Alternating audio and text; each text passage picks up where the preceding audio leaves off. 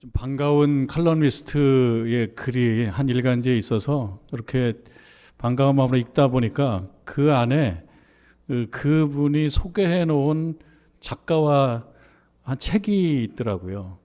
근데 이 반가운 칼럼니스트가 최이나 책방의 주인 최이나라고 하는 여성인데요. 이분이 이제 머릿속에 그 작가의 책에 나오는 한 문구가 아주 인상적으로 기억에 남았다는 거예요. 확인해 보니까 자기 기억과 정말 책에서 말하는 그 문구는 조금 달랐지만 뜻은 통했던 거죠. 자기가 뱉었던 말은 자기에게 하나 예언이 된다. 뭐 이런 내용이었습니다. 그러니까 여러분, 그것이 뭐 반드시 미래를 예측한 거라기보다는 내가 나에 대해서 뭔가 어떤 결심을 얘기했을 때 그 얘기는 자기에게 진지한 부담이 돼서 그대로 살아가게 된다는 뜻인 것 같습니다. 근데 그 칼럼 안에 보면 김영하라고 하는 그런 작가의 책이 하나 소개되어 있어요. 김영하라고 하는 작가는 TV에도 제가 간혹 본 바가 있지만 잘 알지는 못했습니다. 근데 그 안에 그 칼럼 안에 소개된 그 김영하 작가의 책은 올해 준비해온 대답이라고 하는 그런 책인데요. 급히 이렇게 책을 구입하지 않고 인터넷을 통해서 이렇게 책을 좀 읽어보고 또 관련된 자료를 좀 읽어보고 그리고 영상도 좀 찾아보고 좀 그래서 어지간히 이해를 하게 되었습니다. 그래서 완전히 독파하고 소개해드리는 책은 아니지만 그래도 좀 알게 된 내용을 좀 말씀을 드리면서 나누면서 이 말씀을 시작하고자 합니다. 이 올해 준비해온 대답이라고 하는 이 책은 2020년에 김영하라고 하는 작가가 내놓은 책인데요. 이건 개정판입니다. 사실은 2020년 기준으로 해서 한 10년 전쯤에 이미 내놓은 책이 하나 있는데 그 책 제목은 원래 내가 잃어버린 거를 기억하라 이런 제목이었어요. 그런데 이걸 이제 개정판을 내게 되면서 예전에 그 책을 다시 보면서 보니까 좀 새로운 겁니다. 10년 전 과거의 자신이 이제 10년이 흐른 오늘의 나에게 주는 어떤 편지와도 같은 그런 느낌을 받았다는 거예요. 예전에 써놓은 책을 읽어보니까 그때 내가 쓸 때는 그만한 의미를 부여하지 않았는데 10년 전쯤 지나서 보니까 아, 내가 그때 그런 마음으로 쓴 것이 아니겠는가 새롭게 발견한 그런 문구에 눈길이 가서 책 제목을 바꾼 거예요. 근데 그 문구가 바로 올해 준비해온 대답. 그것은 뭐 예를 들면은 여러분들께 혹시 여러분 어느 여행 가고 싶은 여행지 특별히 마음에 드는 여행지가 있나요? 라고 물어봤을 때 툭 얘기하는데 그거 그냥 툭 얘기한 게 아니라 사실은 자기가 오랫동안 마음에 담고 있었던 것이었다라고 하는 그런 내용을 담고 있는 제목입니다. 이 책은 2010여 년, 2020년 기준으로 한 10년 전쯤에 그가 시칠리아 이탈리아의 시칠리아를 여행하고 난 그 경험을 담은 책인데요. 원래 이제 어떻게 된 거냐면 한 2020년 기준으로 한 10년 전쯤에 EBS의 세계 테마 기행이라고 하는 그때 시작하는 그러한 그 팀과 같이 뜻을 같이 해서 이탈리아 시칠리아를 여행하게 됐고요. 그 여행하고 온 다음에 그게 자신에게 매우 인상적이어서 당시에 안정적이었던 직장, 한국예술종합학교 이제 교수로 있었는데 그만두고 그다음에 방송도 그만두고 그리고 서울에 자기가 사는 정착민으로서의 모든 삶의 이런저런 것들을 다 정리하고 뭐 그 얘기가 제가 책을 읽어보니까 쭉 나오는데 살림을 정리하는 것은 매우 특별하고도 힘들다 그럽니다. 정리할 게 너무너무 많대요. 그러니까 정착민이 그 정착지를 떠나서 다른 곳에 가서 살기 위해서 모든 걸 정리할 때 뭐 책을 다 팔고 넘기고 뭐 가전제품도 어떤 건 하고 어떤 건 보관하고 그렇게 많답니다. 그렇게 많답니다. 우리가 살면서 갖고 있는 것들이 그렇게 많답니다.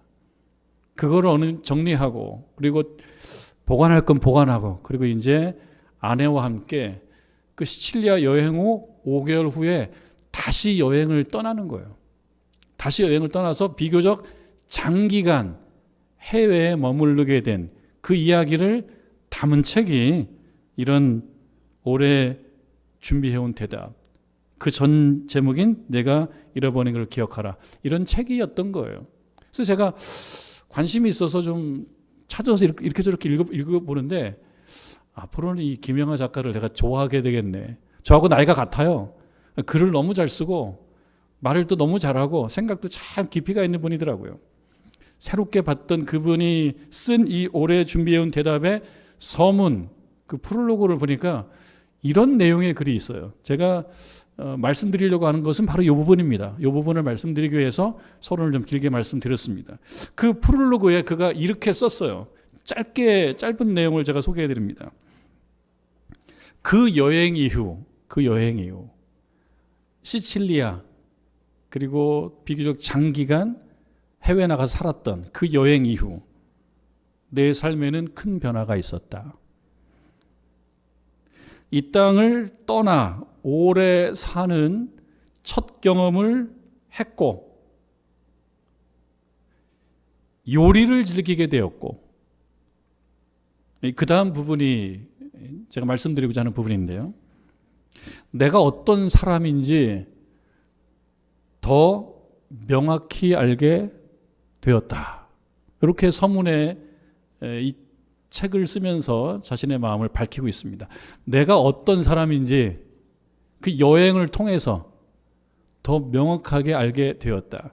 여행이 없었다면 몰랐던 부분들도 있었다는 거죠. 근데 여행을 통해서 그 여행도 비교적 장기간 자기가 살던 정착민의 그 정착지를 다 정리하고 그 힘든 경험 그리고 나가서 사는 그 낯선 경험들을 통해서 어떤 걸 알게 되었냐면 자기 자신을 더 명확하게 알게 되었다는 거예요. 그 얘기를 보면서 이 표현으로부터 제가 새로운 것은 아닙니다만 몇 가지를 다시 한번 정리하고 생각해 보게 되었습니다. 그러니까 우리들도 마찬가지일 것입니다. 더 명확하게 알게 될 수도 있고 모르는 채 살 수도 있는 것입니다. 우리는 나는 나이기 때문에 나는 나잖아요. 나는 나고 이게 뭐 어떻게 표현해야 될까요? 나는 나니까 나에 대해서 가장 많이 아는 사람은 나인 거예요. 나의 주인은 나기 때문에 나는 나에 대해서 다 알고 있다라고 그저 단순하게 생각할 수 있는데 내가 어떤 사람인지 더 명확하게 알게 되었다라고 하는 그런 표현으로부터 뭘 생각하게 되냐면 나는 나니까 나에 대해서 나는 나를 마스터한 상태가 아니겠는가라고 단순하게 생각하는데 아닐 수 있구나. 그렇다면 저도 그렇고 여러분들도 마찬가지일 겁니다. 내가 나에 대해서 희미하게 명확하지 않고 다소 희미하게 알고 살고 있을 수도 있다. 많이 알기. 사실 그렇지 않습니까, 여러분들? 살다 보면 나는 굉장히 밝은 사람인 줄 알았는데 어느 부분에 굉장히 힘들어하는 자기 자신을 보면서 내가 그렇지 않은 면이 있네. 나는 사람들 앞에서 편한 존재인 줄 알았는데 어느 날 어떤 경험, 낯선 경험, 어떤 그룹에 들어갔더니 굉장히 불편하고 힘들고 땀이 나더라. 나는 그런 면이 있네 라고 하면서 새롭게 알아가는 면이 있는 면이 있죠, 우리들에게. 그러니까 우리들은 나는 나이기 때문에 나를 다 마스터했다고 생각하는데 안 그럴 수도 있다. 여러분들도 마찬가지입니다. 여러분 자신에 대해서 아마 모를 수도 있습니다. 특별한 계기가 없는 한. 특별한 계기를 통해서 자기 자신을 좀 더 명확하게 알 수 있구나라는 사실도 하나 알게 됩니다. 이 김영하 작가에게 있어서는 비교적 장기간의 외국에서 살기, 이 경험이었습니다. 그것은 자기 머릿속에 있는 외국이 아니었대요. 가서 보니까 생각과 너무 다르더라는 거예요. 낯설더라는 거죠. 그러니까 낯선 상황 속에서 나는 어떤가, 낯선 상황을 내가 경험하게 되면 나는 어떻게 반응하는가를 비교적 객관적으로 자기를 보면서 나는 이런 사람이었구나라는 것을 새삼 알게 되더라라고 하는 것입니다. 자기를 객관한다는 것이죠. 여러분, 여행이 물리적으로 이곳에서 저곳으로 떠나는 바로 그런 것만이 여행이 아니고 다른 형태의 여행도 있다라고 본다면 가령 책을 본다든지 혹은 개인적으로 묵상을 한다든지 깊게 어떤 생각으로 여행을 떠난다든지 이런 것들도 여행이라고 볼 수 있다면, 이런 여행을 통해서, 이런 다양한 형식의 여행을 통해서 자기 자신을 좀 더 명확하게 알 수도 있을 것입니다. 자기 자신을 좀 더 명확하게 알면은요, 자기를 더 존중해 줄 수가 있죠. 내가 나를 모르면은 나를 쉽게 대할 수 있고 무성하게 될 수가 있는데, 내가 나에 대해서 보다 정확하게 안다 그러면 나를 좀 더 진지하게 대할 수 있고 조심스럽게 대할 수 있을 것입니다. 그렇다 그러면 우리들도 어떤 여행을 통해서 낯선 환경에 내가 어떻게 반응하는지를 보고 자기를 객관화해보고, 아, 나는 이런 존재로구나, 이런 경험을 할 필요도 있겠다. 여러분, 어떤 경험에 기초했는지는 잘 알 수 없지만 우리 본문에 나오는 요한이라고 하는 사람, 이 사람은 자기 자신에 대해서 매우 확신을 많이 하고 있습니다.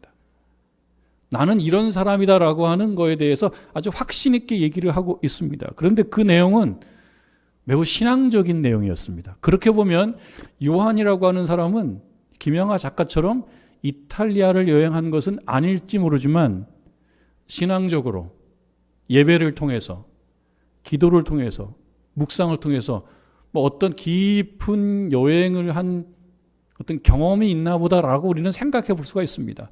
그런 과정을 통해서 자기가 자기에 대해서 보다 확신 있게 아는 거예요. 나는 이런 존재다.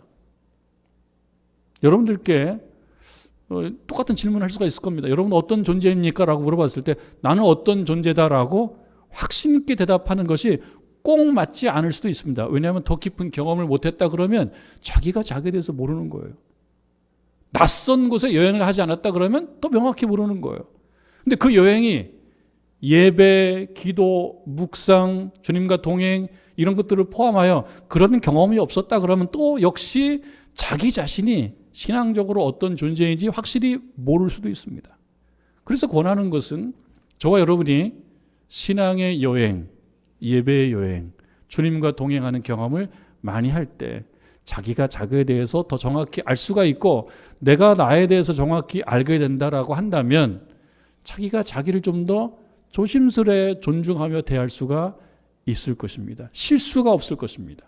그렇지만 잘 모르면 실수하죠. 내가 나에 대해서 실수하죠. 무성의한 거죠. 잘하는 것이 아니죠. 잘 사는 것이 아닙니다. 그러니까 우리가 이 말씀을 통해서 하나 배워야 될 것이 있습니다. 아, 내가 나에 대해서 좋은 신앙의 경험을 통해서 잘 알면 더 좋겠구나. 우리에게 세례자 요한으로 알려진 한 남자가 있습니다. 그는 그를 찾으러 나오는 사람들에게 세례를 베풉니다. 그리고 그가 빛이라고 비유하는 분에 대하여 증언하고 있습니다. 대중의 시선을 한 몸에 받습니다. 특이해요. 막 세례를 주는데 물에다 막 놓고 이 특이한 행동, 그리고 털옷을 입고 석청을 먹고 그 특이한 행동들을 통해서 많은 사람들을 끌어모아요. 추종자가 많아요. 그러니까 어떤 사람들이 볼 때 아우, 저 사람이 어떤 사람이지? 라고 궁금하게 생각해 볼 만합니다. 많은 사람들이 따르니까요. 추종하니까요. 사람들이 생각하는 거예요. 저 누구지? 저 사람 누구지? 생각하는 거예요. 여러분 오늘 읽은 말씀 19절, 유대인들이 예루살렘에서 제사장들과 레위인들을 요한에게 보냈다. 왜? 궁금하니까요. 유대인들은 뭔가 관심이 있어요. 무슨 관심이냐면 메시아가 우리들에게 와야 될 텐데 언제 우리들에게 메시아가 오나. 그 메시아는 자신들의 인생을 말하자면 바꿔놓아 줄 수 있는 그런 존재인데, 근데 가만히 보니까 저 요한이라고 하는 사람 주변에 사람이 많이 모이고 그가 특이한 행동을 하고 뭔가 영향력 있는 모습을 보여주는 거예요. 그래서 궁금한 겁니다. 혹시 저 사람의 메시아인가? 알아보고 싶은 거예요. 유대교인들이. 그래서 그 대표자를 뽑습니다. 제사장, 레위 대표자를 뽑아서 이 요한에게 보내는 겁니다. 보내서 물어보죠. 당신이 누구예요? 당신은 누굽니까? 라고 물어봅니다. 오늘 말씀을 보면은 19절에 요한에게 보내요. 이렇게 묻죠. 내가 누구냐? 내가 누구냐? 참 말 참 시원하게 합니다. 너 누구야? 그런데 표현이 내가 누구냐 이렇게 예산말로 써 있는데요. 영어로는 who are you죠, who are you. 당신 누구야? 그런데 우리가 이렇게 얘기하는 것보다는 당신은 누구입니까? 이렇게 묻는 게 또 좋죠, 표현이. 당신은 누굽니까? 라고 이렇게 물어본 거예요. 당신은 누굽니까? 그러면서 오늘 본문에 나와 있지는 않지만 이들의 관심이 뭐였습니까? 혹시 저 사람이 그 사람인가? 그 사람은 누굽니까? 메시아죠. 그래서 물어봤을 거예요. 당신은 누구예요? 당신은 메시아입니까? 당신 스스로 메시아라고 생각합니까? 당신 메시아입니까? 왜 그렇게 물어봐요? 사람들이 막 모이니까요. 추종자가 많으니까, 영향력이 있으니까요. 그러니까 그럴 수 있겠다고 생각한 겁니다. 대답은 뭡니까? 나는 메시아가 아닙니다. 그 말씀에 나오죠, 여러분. 20절에 요한이 드러내어 말하고 숨기지 아니하니 드러내어 하는 말이 나는 그리스도가 아닙니다. 이렇게 얘기하죠. 근데 그들이 다시 묻습니다. 그럼 당신은 누굽니까? 혹시 엘리야입니까? 엘리야는 이스라엘 백성들에게 있어서는 거의 모세와 동급 혹은 그 바로 다음에 서 있는 아주 특별한 예언자가 바로 엘리야거든요. 엘리야가 나중에 온다라고 하는 그런 구약 전승의 기초에서 엘리야에 대해서도 이 유대인들은 아주 중요하게 생각한 존재가 엘리야입니다. 그럼 당신이 엘리야입니까? 아니면 특별한 예언자입니까? 라고 이렇게 묻습니다. 그러니까 요한이 대답하죠. 아닙니다. 나 엘리야도 아니고 그 특별한 예언자도 아닙니다. 라고 하는 그 대답이 21절입니다. 또 묻되 그러면 누구냐? 내가 엘리야냐? 이르되 나는 아니라. 또 묻되 당신이 그러면 선지자냐? 대답하되 아니라. 다 아니래요. 메시아입니까? 아니에요. 엘리야입니까? 아니에요. 예언자입니까? 아니에요. 그럼 뭐야? 그래서 또 묻죠. 22절에 또 묻습니다. 말하되 누구냐? 우리를 보낸 이들에게 대답하게 하라. 너는 내게 대하여 무엇이라고 하느냐? 그럼 당신은 당신에 대해서 누구라고 생각합니까? 라고 물어보는 거예요. 그러니까 대답하죠. 뭐라고 대답합니까? 이 대답도 좀 특이한 대답입니다. 선문답 같은 대답이에요. 턱 봐서 구체적으로 말도 안 해요. 뭐라고 대답하냐면 이르되 나는 선지자 이사야 말과 같이 주의 길을 곧게 하라고 광야에서 외치는 자의 소리이다. 결론은 뭡니까? 앞에는 다 수식어고 나는 소리예요. 이거 뭡니까? 뜬금없는 말이에요. 당신은 누구요? 당신 메시아입니까? 엘리야입니까? 예언자입니까? 아니고요. 나는요 소리예요.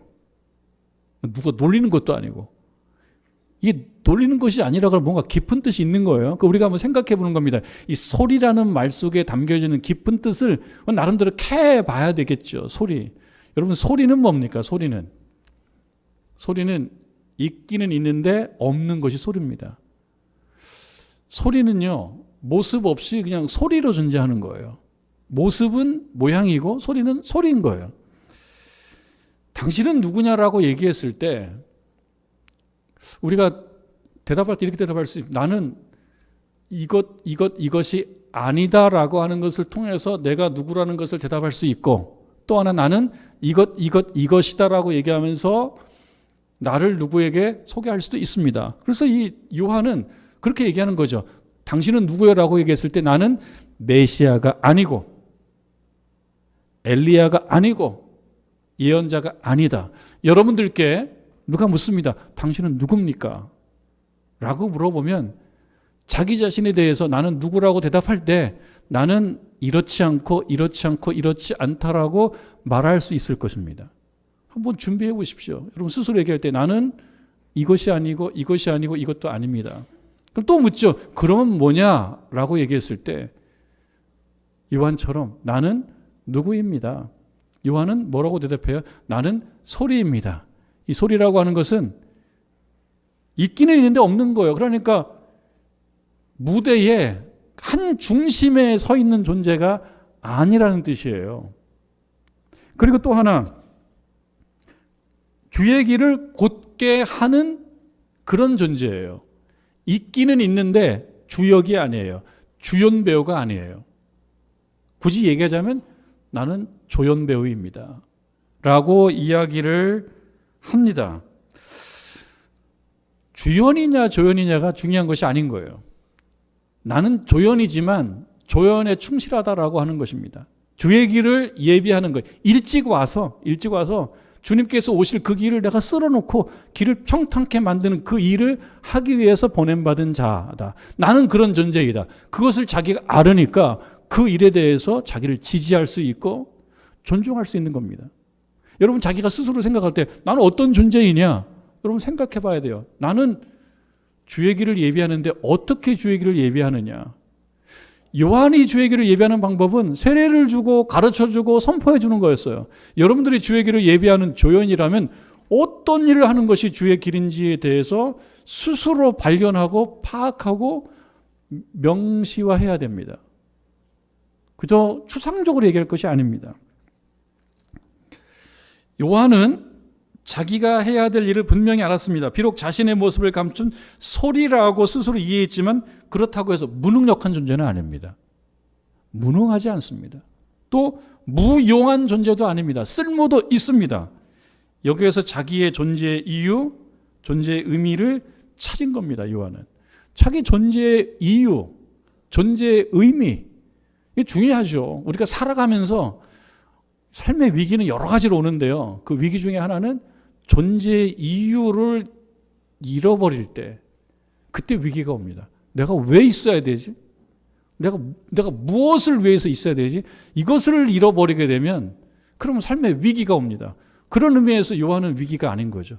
근데 존재의 의미가 있어요. 나는 주의 길을 예비하는 소리다. 여러분 우리 예배를 드리는 가운데 어떤 것을 깨달아야 되겠습니까? 내가 살아가는 이유, 내 존재의 이유, 오늘 내가 살아가는 이유, 그것이 없으면 한없이 우울하고 한없이 힘들어요. 주연이 아니어도 괜찮아요. 왜 그렇습니까? 사람은 사실 주연이냐 조연이냐가 중요해요. 주연은 몸값이 더 높아요. 조연은 그만 못해요. 그렇지만 하나님 앞에서 주연과 조연은 구별이 없어요, 사실은. 우리는 사람들은 무대에서 이 사람이 주연이냐 조연이냐를 생각하지만 하나님 앞에서는 이 사람이 주연인지 조연인지 구분이 없어요. 어디서 알 수 있냐면 달란트 비유를 통해서 보면 우리가 알 수가 있어요. 달란트 비유에 보면 주인이 종에게 종 3명에게 5달란트, 2달란트, 1달란트를 나눠주고 여행을 떠납니다. 그리고 돌아와서 계산을 합니다. 두 종류예요, 두 종류. 사실은 5달란트, 2달란트, 1달란트 세 부류, 세 타입 같지만 그렇잖아요. 두 타입이에요. 두 부류예요, 두 부류. 어떤 부류입니까? 성실하게 살았던 부류, 게으르게 살았던 부류. 이렇게 나눠지는 거예요. 5달란트와 1달란트를 차이를 두지 않아요, 사실은. 우리는 5달란트냐, 2달란트냐, 1달란트에 대한 차이를 두지만 하나님께서는 그 차이를 두지 않아요. 하나님께서는 5달란트를 받고 최선을 다했느냐를 보는 거고 1달란트를 받고 열심히 살았느냐를 보는 거지 얼만큼 중요한 존재이냐를 보지 않습니다. 우리들에게도 마찬가지입니다. 해야 될 일이 무엇인지 그 일을 성심성의껏 한 것을 보는 것이지 얼만큼 이 사회에서 사람들에게 주연이냐 조연이냐를 보지 않습니다. 여러분 맡으신 배역이 사람들이 볼 때 주연이라면요, 주연처럼 살면 됩니다. 주역처럼 살면 됩니다. 받으신 것만큼 하시면 됩니다. 우리는 태어나면서 다 똑같이 받지 않았어요. 다르게 받았어요. 외적인 모습도 그렇고요. 외적인 모습도 달라요. 어떤 사람은 농구하기에 편하게 돼 있고 어떤 사람은 탁구하기에 편하게 돼 있어요. 달라요. 그리고 세상 사람들의 기준으로 실력도 달라요.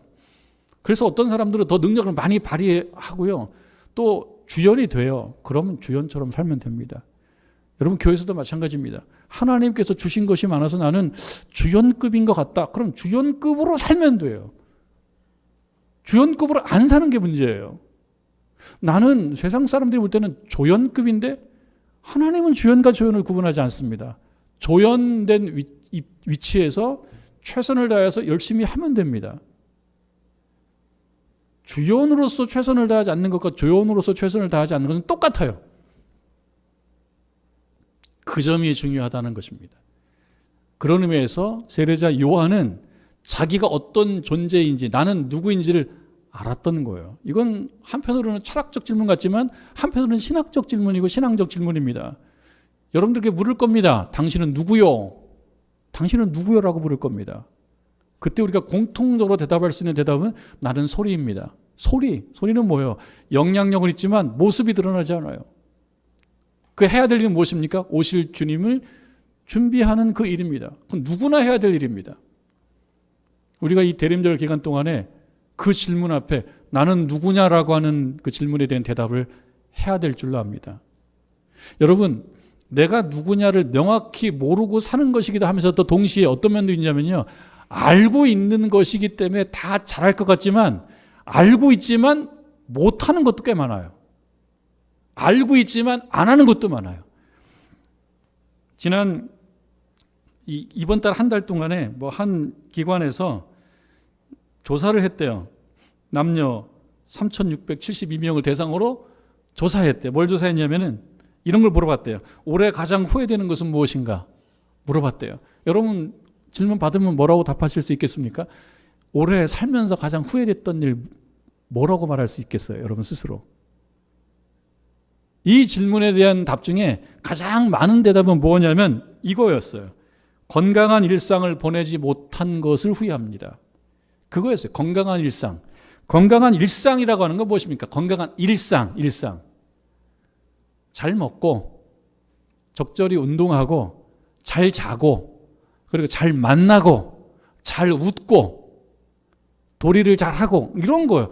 평범한 거예요. 그러니까 건강한 일상을 보내지 못한 것을 후회한다라고 하는 것은 뭐냐면 평범함에 충실하지 못한 것을 후회한다는 겁니다. 그 평범함이라는 건 뭐예요? 내가 할 수 있는 것들.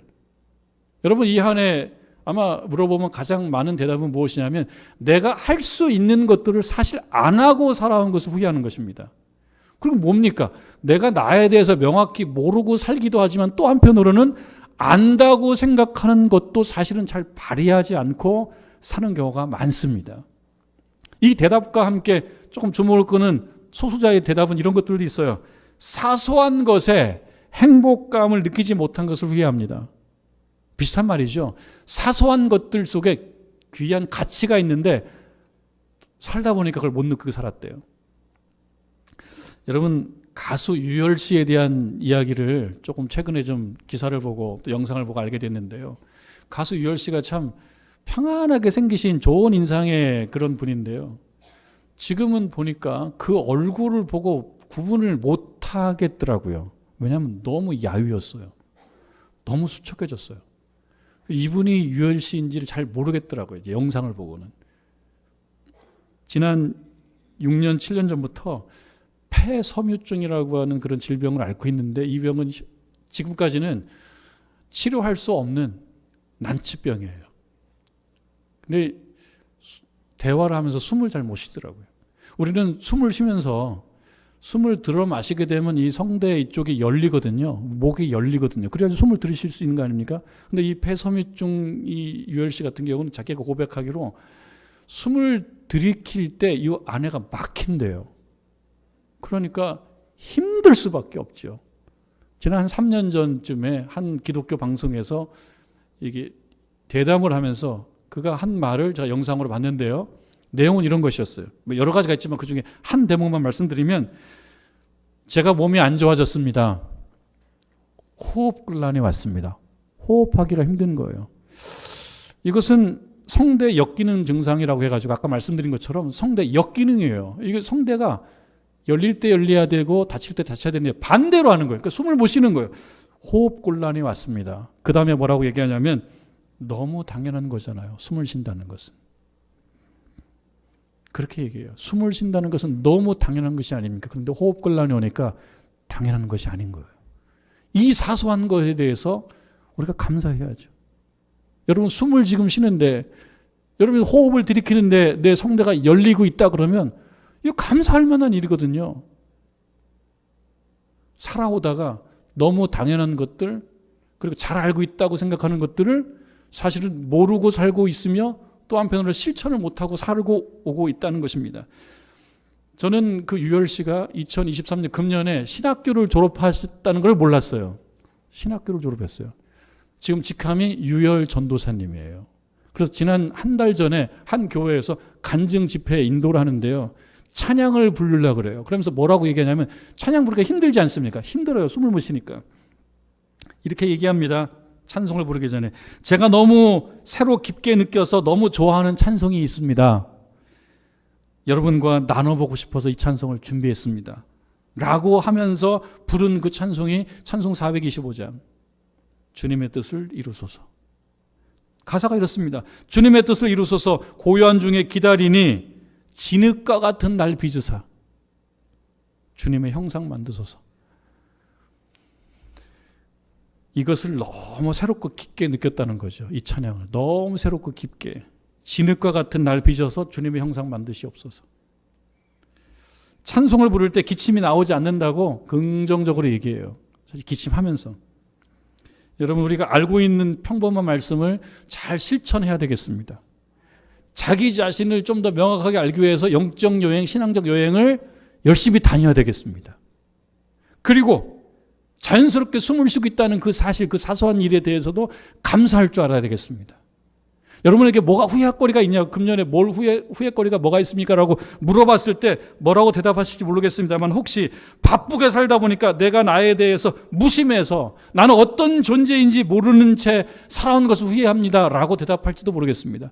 그런 후회는 괜찮겠습니다. 또 스스로를 소리 정도의 존재, 별로 비중 없는 존재라고 생각하면서 불만족스러워하고 불만스러워하고 그래서 불성실하고 그래서 자기 자신을 힘들게 했던 일이 있었는지를 후회합니다. 라고 후회한다면 그 후회는 다가올 또 우리가 맞이할 다음 해를 위하여 필요한 건강한 후회가 아닐까.